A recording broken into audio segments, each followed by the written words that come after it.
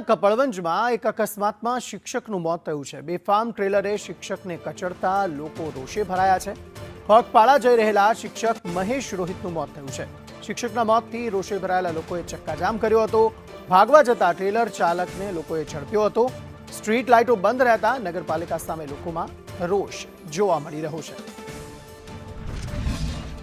એમને કોઈ કચડીને જતો રહે, જવાબદાર કોણ? અત્યારે તમે પહેલી વાર કેમેરો ફરાવો, એક બી સ્ટ્રીટ લાઇટ કોઈ ચાલુ હોય તો તમે મને બતાવો, બરાબર? આ બધાની મોતમાં જવાબદાર કોણ? તમે ખાલી 2 મિનિટ મારે પ્રમુખ બોલાવો, મારે કશું જોઈતું નથી। અમારી માંગ પૂરી થવી જોઈએ। અમે કોઈના દુશ્મન નથી। આ લાઇનની અંદર સ્ટ્રીટ લાઇટ ચાલુ થવી જોઈએ। અમારા માટે બાયપાસ ચાલુ કરો, અને અમારા માટે નહીં, આખા કપડાની માટે બાયપાસ જરૂરી છે।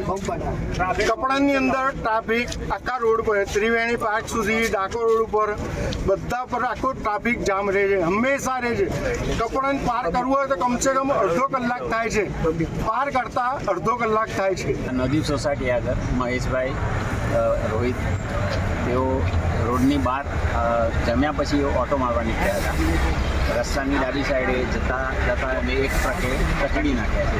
આજે લગભગ 10 વાગ્યાના સુમારે, અને કોલેજ રોડ ઉપર લગભગ ચોકડી ડાકોર ચોકડીથી મળી કોલેજ સુધીમાં એક પણ બંબ બનાવવામાં આવ્યો નથી। એના કારણે ટ્રકોની સ્પીડ એટલી બધી જોખમકારક હોય છે કે જેથી કરીને આવા અકસ્માતો થાય છે।